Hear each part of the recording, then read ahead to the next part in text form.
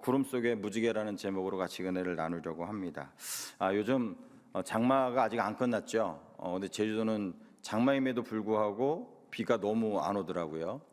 근데 어제 뉴스를 봤더니 대구는 1시간에 89mm인가 와가지고 난리가 났더라고요. 그러니까 어디는 비가 오고 어디는 비가 안 오고 무더위고, 좀 비가 오면 와서 힘들고 또 안 오면 안 와서 힘들고, 요즘 그런 시기 같아요. 그래서 가만히 있어도 땀나고 에어컨 없이는 살 수 없는 요즘 시대가 아닌가. 그러다 보니까 자연스럽게 불쾌지수도 올라가고 나도 모르게 짜증이 나고 좀 그러더라고요. 그래서 이런 때, 장마와 이 무더위 때에 우리의 감정을 좀 잘 지켜야 되겠다라는 생각을 한번 또 해봤습니다. 오늘 읽은 우리 창세기의 말씀도 이 모세가 쓴 책이잖아요, 창세기가. 그래서 아마 이 무지개 사건을 읽었던 사람들도 되게 쉽지 않았던 상황에 있던 사람들이었을 것 같습니다. 왜냐하면 애굽에서 출애굽해서 이제 하나님께서 약속했던 가나안 땅으로 가는 광야의 길에서 모세가 이 책을 썼기 때문에 아마 그들이 처음 이 얘기를 들었을 때에 그 이스라엘 사람들은 아마 광야에 있지 않았을까. 가나안 땅에 들어가지 못했으니까 광야라는 척박한 땅에 있었던 그때에 이 얘기를 듣지 않았을까 한번 생각해 볼 수 있습니다. 한번 우리가 그때 상황을 한번 좀 살펴봤으면 좋겠어요. 이스라엘 백성들이 하나님의 약속대로 애굽에서 430년 만에 나왔습니다. 근데 하나님이 약속해서 이 애굽 땅에서 나왔는데 그들이 가는 곳이 물론 영적인 젖과 꿀이 흐르는 가나안 땅이었지만 바로 가나안 땅에 들어간 것이 아니지 않습니까? 그러다 보니까 아마 그들이 애굽에서 탈출했지만 바로 그들 앞에 펼쳐진 것은 마실 물도 없고 먹을 양식도 없는 텅 빈 사막이었을 것 같습니다. 낮에는 구름 기둥으로 밤에는 불 기둥으로 하나님이 인도하셨지만 사실 이스라엘 백성들이 하나님을 원망하는데 우리가 볼 때는 참 너무하다라고 생각을 하지만, 우리가 만약에 정작 이때 당시에 이스라엘 백성이라면 우리도 하나님을 원망하지 않았을까라는 생각을 한번 해보게 돼요. 왜냐하면 사막과 광야는요, 먹을 게 없습니다. 더더군다나 물도 없습니다. 그러니까 사람이 살기에 정말 척박한 땅이거든요. 한번 이스라엘 백성을 한번 보십시오. 홍해 사건 때 애국 군대가 죽었다고 하지만 여전히 애국 군대가 쫓아올 수 있는 위협이 있습니다. 주변 나라에 어떤 위협들이 있었고요. 또 사막에는 전갈도 있고 또 뜨거운 햇볕이 있는 아주 척박한 땅, 아무것도 없는, 단지 있는 것은 성막이 있고 구름 기둥이 있고 불 기둥이 있다는 거, 그거밖에 없었거든요. 그래서 이스라엘 백성들이 이 광야의 40년 기간 동안에 한 게 무엇입니까? 수시로 원망하잖아요, 하나님 앞에. 근데 우리는 이 창세기, 출애굽기, 레위기, 민수기, 신명기를 읽으면서 그렇게 얘기합니다. 왜 이스라엘 사람이 왜 이렇게 자꾸 원망하지? 하나님이 성막 가운데서 구름 기둥으로 불 기둥으로 늘 인도하시고 아침에는 만나 주시고 저녁에는 메추라기 주시고 먹을 것도 풍성하고 반석을 때리면 물이 나와서 먹고 사는데 부족함이 없는데 왜 이들이 원망을 했을까? 왜 불평을 했을까? 그렇게 생각하시는 분도 있을지 모르겠습니다. 근데 한번 생각해 보세요. 만나를 40년 먹었습니다. 메추라기를 40년 먹었다고요. 여러분, 우리 반찬을 먹으면 한 3끼 먹으면 여러분 그거 계속 먹고 싶습니까? 뭐 볶아서 먹든 튀겨서 먹었든 만나를 사루 3끼 40년을 먹었다고 생각을 해보세요. 얼마나 질렸을까요? 그러니까 어떻게 보면 이스라엘 백성들이 하나님 앞에 물이 없다고 원망하고 고기 없다고 원망하고 먹을 거 없다고 원망하는 그 자체가, 길이 험하다고 원망하는 자체가 어떻게 보면 우리도 똑같이 그런 상황이라면 당연히 그러지 않았을까라는 생각합니다. 여러분, 우리가 지금 무더위에 또 장마에 지나고 있잖아요. 비가 오면 온다고 원망하고 비가 안 와서 무더위 가운데 있으면 덥다고 짜증내지 않습니까? 여러분, 그걸 생각해 보면 이스라엘 백성들이 이 얘기를 이 말씀을 들었을 때 원망할 수밖에 없는 그런 상황 가운데 있었던 것 같아요. 그래서 조금만 일이 생기면 모세에게 뭐라고 얘기합니까? 야, 우리를 이거 다 죽이려고 데리고 왔냐고 이렇게 대들지 않습니까? 그냥 그들이 그럴 수밖에 없는 그 현실이었다는 것이죠.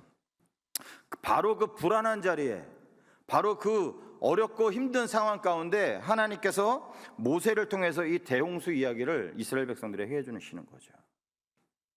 여러분, 이 노아 시대의 이 홍수 시대, 이 오늘 읽은 말씀은요, 홍수가 다 끝나고 홍수에 이제 배에서 나와서 하나님이 노아 가족에게 언약하는 말씀입니다.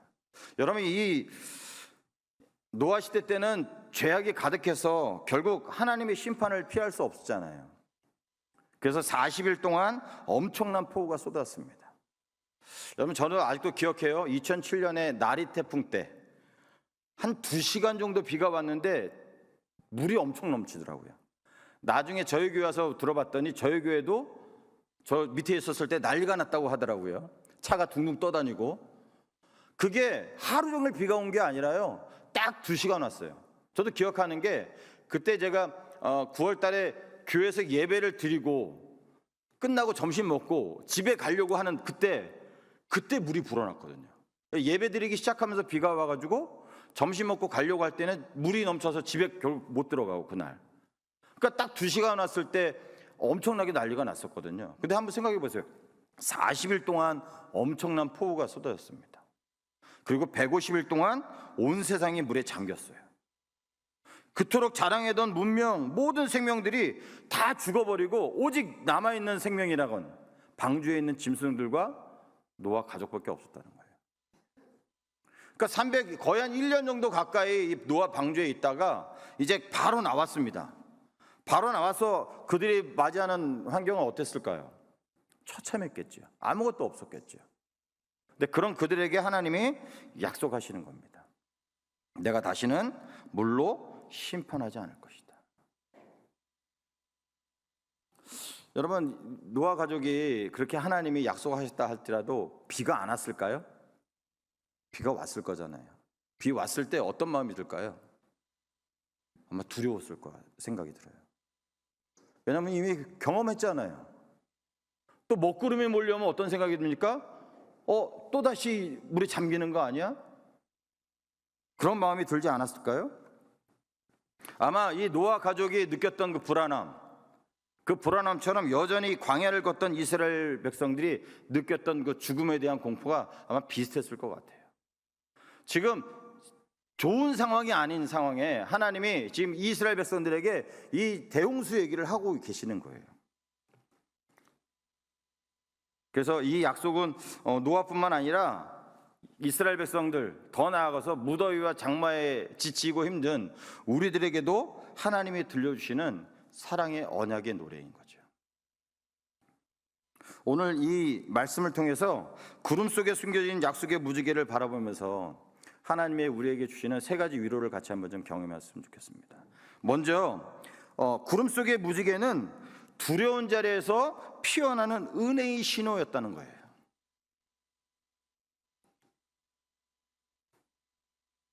여러분, 아마 이 이스라엘 백성들이 구름 하면요, 아마 그들에게는 여러 가지 느낌이 있을 것입니다. 왜냐하면 낮에는 구름 기둥으로, 밤에는 불 기둥으로 하나님이 이스라엘 백성들 광야에서 보호해 주셨거든요. 그러니까 구름이라는 존재는요, 언뜻 보면 되게 고마운 존재입니다. 왜냐하면 그 뜨거운 햇볕을 가려주기 때문에. 근데 한편으로는요, 이 구름은 또 뭘 상징합니까? 하나님의 임재를 상징하거든요. 여러분, 출애굽기 19장에 시내산에 이스라엘 백성들이 왔을 때 하나님의 임재를 경험한 이스라엘 백성들이 어떻게 반응합니까? 19장에 보면 빽빽한 구름에 나팔 소리가 났다고 그래요. 그래서 나팔 소리가 과연 뭘까라고 할 때는 어떤 사람들은 번개였을 것이다 라고 이렇게 얘기하시는 분들이 있습니다만, 빽빽한 구름이 가득 찼어요. 거기에 나팔 소리가 울렸습니다. 거기에 하나님의 음성이 들렸어요. 근데 이스라엘 백성이 뭐라고 얘기하는지 아십니까? 자기들이 죽을 것 같다고, 두렵다고. 하나님이 처음에는 모세에게만 말씀하신 것이 아니라 이스라엘 백성이 다 들도록 말씀하셨는데 이스라엘 백성이 너무 두려운 거예요. 그래서 뭐라고 대답합니까? 모세에게 하나님이 우리에게 말씀하지 말라고. 당신이 듣고 우리에게 전달해 주면 그것이 하나님의 말씀인지 우리가 인정하겠다고 이렇게 이스라엘 백성들이 얘기하거든요. 그러니까 어떻게 보면 이 구름은 보호하는 보호의 용도도 있지만 아주 무서운 엄격한 하나님의 그 경외감과 위험이 넘치는 그런 임재를 상징하거든요. 그러니까 이 구름을 볼 때 늘 하나님의 심판을 봤을 것 같아요. 마치 죽을 것처럼, 두려울 것처럼. 여러분, 이게 우리가 가끔가다 인터넷 보면은 이 먹구름이 몰려오는 이 장면을 봐요. 되게 무섭거든요. 아마 이스라엘 백성들이 동일하게 그런 마음을 느끼지 않았을까라는 생각을 좀 해보게 됩니다. 바로 그 두려움 속에 떨고 있는 백성들에게 지금 하나님께서 이 노아의 무지개를 보면서 뭐라고 말씀하십니까? 야, 너희는 저 구름이 무섭냐? 그러니까 무서운 존재가 아니라고 말씀하시는 거예요. 그러면서 뭐라고 얘기합니까? 저 구름이 너희를 삼킬 심판처럼 보이냐?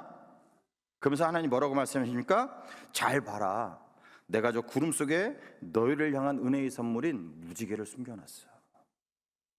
구름을 보는 것이 아니라 구름 속에 숨겨놓은 무지개가 있다고 하나님이 말씀하시는 것입니다. 그 구름은 우리를 망하게 하려고 하는 것이 아니라 오히려 그 뒤에 숨겨진 하나님의 사랑, 하나님의 약속을 더 보여주기 위한 통로라는 것이죠.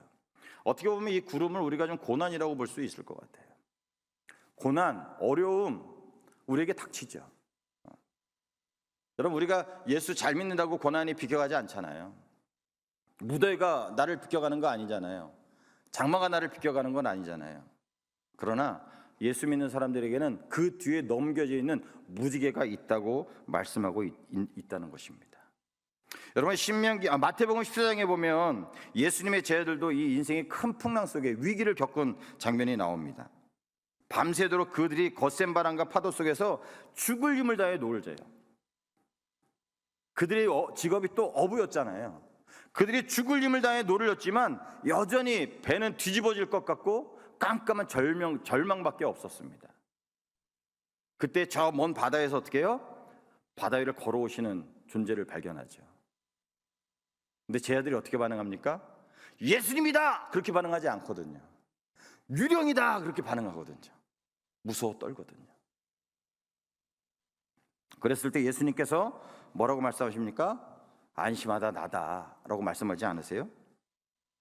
어떻게 보면 이 풍랑이라는 이 어두운 구름 속에 감춰졌던 진짜 은혜, 그 제자들을 살리기 위해서 예수님이 오신 거죠. 여러분, 이것도 마찬가지라는 거예요. 우리 삶 가운데도 쉴 새 없이 고난의 먹구름이 올 것입니다. 우리가 인생을 살면 살수록 고난이 더 큰 어려움이 올 수 있어요. 그렇지만 그런 고난과 먹구름이 우리를 넘어뜨리지 않는다는 거예요. 때로는 예수 믿는 사람들이 돈 때문에 힘들기도 하고 또 아프기도 하고 관계 때문에 어려움 당하지도 않습니까?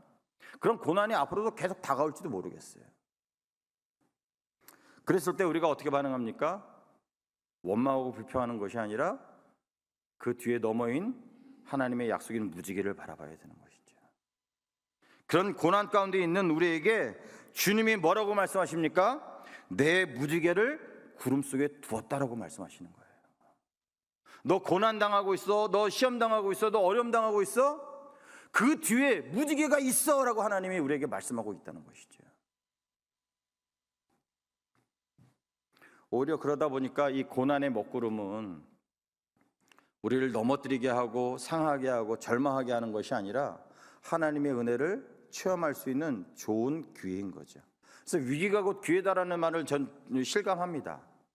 여러분, 위기가 어려움이 뭡니까? 하나님을 경험할 수 있는 좋은 기회인 거죠. 우리가 하나님께 나와서 하나님께 붙들고 하나님 앞에 기도할 수 있는 좋은 찬스인 거죠. 그랬을 때 살아계신 하나님의 은혜를 경험할 수 있다는 것입니다. 눈앞에 먹구름만 바라보지 마시고 먹구름만 보고 낙심하지 마시고 그 속에 담겨있는 하나님의 그 무지개 사랑의 통로를 바라보시는 우리가 되시기를 간절히 소망합니다. 두 번째로 하나님은 심판의 도구인 무지개를 평화의 선물로 바꾸셨다는 거예요. 여러분, 오늘 말씀에 나오는 무지개는 원래 히브리어로 케셰트라는 합니다. 근데 이 케셰트라는 이 단어 자체가 무지개라고 해석도 하긴 하지만 전쟁터에서 쓰는 활을 이야기해요. 활이 뭡니까? 사람을 죽이는 무기잖아요.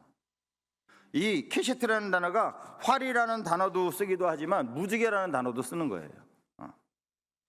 그래서 당시 사람들에게 활은 사람을 죽이는 무서운 심판의 도구였거든요.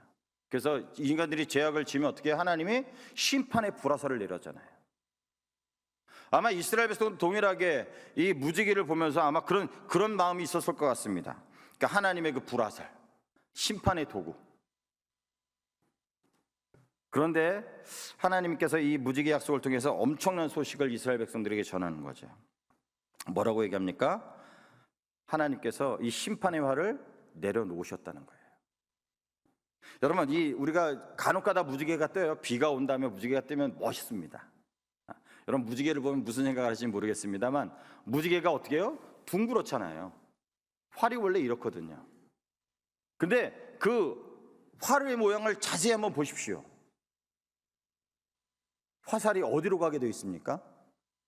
땅으로 향한 것이 아니라 하나님께 향했다는 거예요. 그 얘기는 무엇이죠? 만약 하나님의 약속을 어기면 그 심판의 화살을 누가 맞겠다는 거예요? 하나님 당신이 맞겠다고 말씀하시는 겁니다. 이게 얼마나 큰 놀라운 은혜예요? 하나님이 오늘 말씀하시는, 내가 다시 너희를 물로 심판하지 않겠다. 내가 이 무지개를 볼 때마다 내가 언약을 기억할 것이다. 그러니까 더 이상 이 땅에 물로 심판하지 않겠다는 그 약속을 하나님이 철저하게 지키시기로 약속하신 것이죠. 그래서 심판의 도구인 이 활을 평화의 도구로 하나님이 사용하신 거죠. 또 사도행전 9장에 보면 동일하게 한 사람을 변화시키는 장면이 나옵니다. 예수 그리스도를 믿는 사람들을 죽이게 앞장섰던 사울이라는 사람. 이 사울이라는 사람은 다 알잖아요. 아주 열심히 특심이었던 사람입니다. 그러니까 모 아니면 도였던 사람 같아요. 그러니까 하나님 얼마나 열심히 믿었는지 아마 머리도 되게 좋았던 것 같아요. 가말리엘 문화 사람이었으면 아마 그때 최고 학문에 배웠던 사람이기 때문에 머리도 좋고 또 열심도 있고, 그러다 보니까 어떻게 해요? 자기가 믿는 그 하나님을 모독한 기독교인들을 잡아 죽이기에 앞장섰던 사람 아닙니까? 얼마나 열심히 있는지 다메섹이라는 그 외국에 있는 그 성에 가서 예수 믿는 사람들 잡아오려고 원정까지 가는 사람 아니겠습니까? 근데 그 원정 가다가 그 길에서 누구를 만나요? 부활하신 예수를 만나거든요. 여러분 한번 생각해 보시죠. 만약 이 사울이라는 사람이 예수님을 안 만났으면 어떻게 됐을까요? 아마 더 많은 기독교인들이 죽었을 것 같습니다. 근데 살기 등등했던 이 심판의 도구였던 활처럼 심판의 활 그 자체였던 이 사울이 부활하신 예수님을 만났을 때 어떻게 해요? 하나님이 그의 인생을 바꿔주시거든요. 심판의 도구가 아니라 예수님의 평화의 복음을 온 세상에 전하는 하나님의 귀한 것으로 바꿔주시지 않습니까?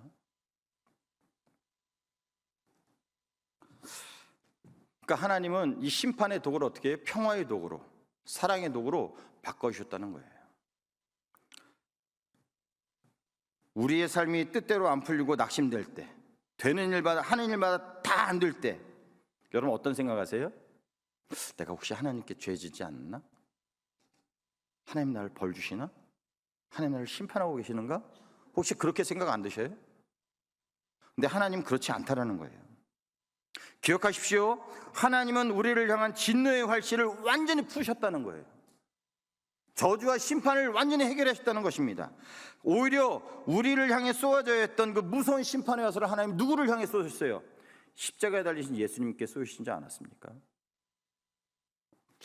예수님께서 우리가 맞아야 될 그 화살을 맞으심으로 인해서 우리가 어떻게 해요? 하나님과 화평하게 됐잖아요. 이 사실을 꼭 기억하시기 바랍니다. 하나님은요, 심판의 화를 평화의 화일로, 평화의 도구로 바꾸셨다는 거예요. 하나님 더 이상 우리를 심판하거나 저주하지 않으신다는 것입니다. 예수 그리스도를 믿는 우리를 예수 그리스도의 그 은혜로 말미암아 내가 하나님 백성 됐을 뿐만 아니라 하나님과 평안을 누릴 수 있는 존재로 하나님이 만드셨다는 것입니다. 더 이상 우리가 정죄감에, 죄책감에 빠지지 않았으면 좋겠습니다. 하나님 우리를 정죄하지 않으시거든요. 하나님 우리를 죄책감에 빠지지 않게 하시거든요. 근데 우리는 날마다 넘어질 때마다 어떻게 해요? 스스로 정죄하잖아요. 스스로 죄책감에 빠져서 오히려 하나님께 나가야 되는데 더 하나님께 나가지 못한 우리 아닙니까? 여러분, 하나님은 그렇게 우리를 정죄하거나 심판하지 않으신다니까요. 우리가 하나님의 사랑을 기억하시면서 다시 한번 우리 안에 정죄감, 불안감, 두려움을 떨쳐버리시는 우리가 되시기를 간절히 소망합니다.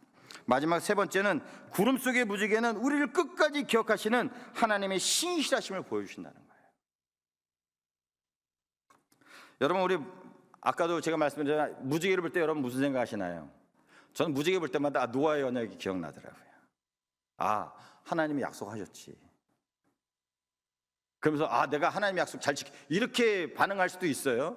근데 오늘 16절에 보면요, 하나님의 생각은 다르다는 거예요. 그 무지개는 우리를 향한 언약의 증표가 아닙니다. 하나님이 당신을 향한 언약의 증표라고 말씀하고 있어요. 16절에 뭐라고 얘기합니까?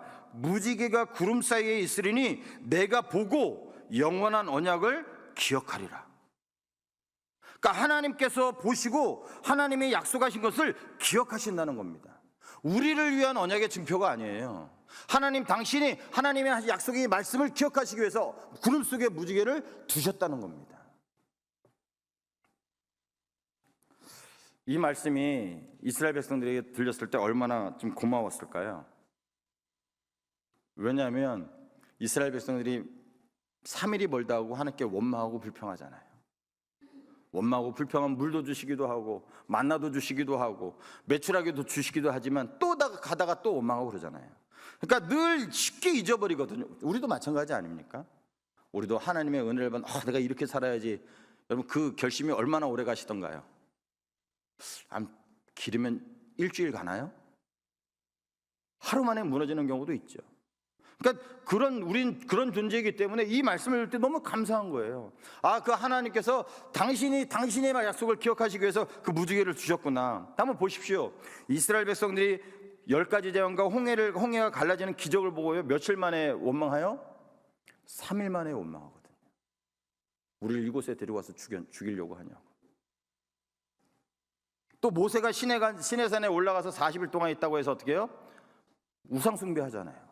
그러니까 이 모세오경 보면은 그 광야 40년 내내 이스라엘 백성이 한 거는 원망밖에 없더라고요. 불평밖에 없더라고요. 그런 그들에게 하나님이 약속하시는 거죠. 너희가 약해서 너희가 나를 잊어버린다 할지라도 나는 결코 너희를 잊지 않을 것이야. 너희 어떠함에 상관없이 내가 저 무지개를 볼 때마다 내가 너에게 했던 약속을 기억할 거야. 이게 얼마나 큰 놀라운 은혜예요. 여러분, 우리 어떠함에 상관없이 하나님께서 하신 약속을 기억하신다니까요. 우리는 잊어버리고 넘어질지언정, 우리는 또 주님을 떠날지언정 하나님이 여전히 하나님의 약속을 기억하신다니까요. 여러분, 우리의 구원은 우리의 연약한 결심이 아니라 절대로 약속을 잊지 않으시는 하나님의 신실하심에 근거합니다. 하나님이 신실하시기에 우리가 그 신실하신 가운데 우리가 믿을 수 있는 거 아니겠어요? 만약에 하나님이 변덕스럽다면 난리 나는 거죠. 근데 하나님 변덕스럽지 않으시거든요. 영원히 신실하시거든요. 여러분, 아합 시대 때 그 온 땅에 그 가뭄이 들어서 먹을 것이 아예 없었습니다. 근데 하나님은요, 사르밧이라는, 그것도 하나님을 섬기는 땅도 아니에요. 이스라엘 땅이 아니라 오히려 바알 신을 섬기는 땅이라고요. 거기에 누구를 기억하십니까? 한 과부를 기억해요. 그래서 엘리야를 보냅니다. 그 과부가 어떤 상황이었어요? 마지막 남은 가루 한 움큼의 빠른 빵을 먹고 아들과 함께 죽으려고 했던 그 여인에게 엘리야 선지를 보내거든요. 그래서 그 여인에게 하나님이 뭐라고 말씀하십니까? 비가 다시 내릴 때까지 너희 가루통과 기름병은 결코 마르지 않을 것이다. 하나님께서 어떻게 하셔요? 정말 그 말씀대로 신실하게 열왕기상 17장 16절에 보면 이렇게 얘기합니다. 엘리야를 통해 하신 말씀같이 통의 거루와 병의 기름이 없어지지 않았다. 아마 이 여인은 그 약속을 들었을 때 긴가민가 했을지도 모르겠습니다. 매일 아침 쌀을 가서 쌀이 있을까 없을까 그런 불안한 마음으로 갔을 수도 있겠죠. 근데요, 하나님은 어떻게 하십니까? 신실하시게 하나님이 약속하신 것처럼 매일 아침 성실하게 이 쌀독에 쌀을 가득 채우셨다는 거예요. 하나님의 약속은 매일 아침 성실하게 지켜줬고 가뭄이 끝나는 3년 6개월이 된 그때까지 하나님이 철저하게 지키셨다는 것입니다. 여러분, 우리 기억하십시오. 우리가 우리 자신을 포기하고 있는 순간에도 하나님은 우리를 어떻게 해요? 기억하고 계신다는 거예요. 이 무덥고 끈끈한 장마철, 아마 이제 집에 가는 순간에도 아마 뜨끈뜨끈 하겠죠. 아마 내일부터 어떻게 비가 올지 모르겠습니다. 앞으로도 계속 무더위가 될지 장마가 올지 모르겠어요. 그러나 그런 때 우리의 마음은 지칠 수 있습니다. 우리가 이럴 때 보면 마음도 처지면 어떻게 돼요? 예배 드리는 것도 싫고 기도하는 것도 귀찮고 다 귀찮아지잖아요.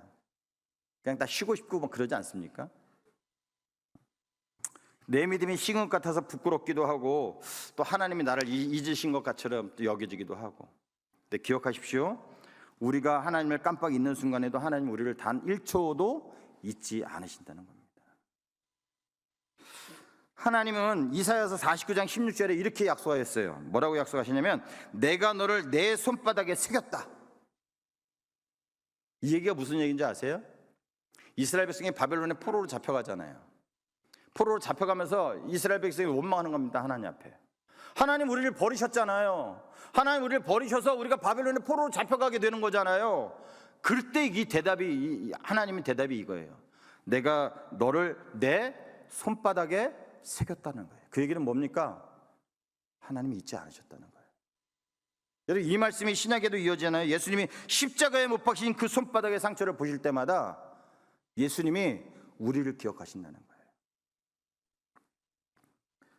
하나님은 내 손을 절대 놓치지 아니하실 뿐만 아니라 예수님이 그 손 모세에 박힌 그 자국을 볼 때마다 우리를 기억하신다는 것이죠. 여러분, 우리 지루한 장마와 또 숨막히는 무더위는 영원하지 않습니다. 그래서 소망이 있는 것 같아요. 지금 9월달, 8월달, 9월달 더울 수 있어요. 그러나 가을이 오면 어떻게 됩니까? 언제 무더웠다는 듯, 언제 장마가 왔다는 듯 시원한 바람이 불지 않아요? 요즘 가을이 있는 것처럼 겨울로 훅 넘어가긴 하지만, 그래서 이 장마와 무더위는 영원하지 않다는 거예요. 때가 되면 비는 그치고 때가 되면 무더위도 사라지게 될 것입니다. 우리가 그것이 있으니까 소망이 있는 거죠. 우리 삶도 마찬가지죠. 여러분, 지금 우리가 몸이 지치고 또 삶의 무게에 짓눌려서 힘들 수 있어요. 그 우리를 짓누르는 그 구름이 우리 가운데 있을 수 있습니다. 근데 한번 기억하십시오. 하나님께서는 이미 그 구름 속에 평화의 무지개를 놓으셨다는 거예요. 여러분, 기억하십시다. 먼저 우리를 두렵게 하는 고난 뒤에는 항상 우리를 살리는 은혜의 신호가 숨어 있다는 것. 또 예수님의 십자가의 사랑 덕분에 우리를 겨누던 심판의 화살은 이제 사랑의 무지개로 바뀌었다는 것. 하나님 우리를 저주하고 심판하시는 것이 아니라 우리를 오히려 불쌍히 여기시고 긍휼히 여기시고 안타까워하신다는 거예요. 마지막으로 우리가 흔들리고 쓰러질 때조차 하나님은 그 손바닥의 못자국을 보시며 우리를 끝까지 어떻게 해요? 기억하시고 지키신다는 것입니다. 이 귀한 약속을 꽉 붙잡는 우리가 되었으면 좋겠어요. 그래서 이번 한 주간 날씨가 더울지 비가 올지 모르겠지만 우리의 영혼의 쉼터가 되어지는 하나님을 바라보시면서 시원한 또 소망이 넘치는 평안을 하는 그런 한 주간을 보내시는 여러분과 제가 되어지기를 간절히 소망해 봅니다.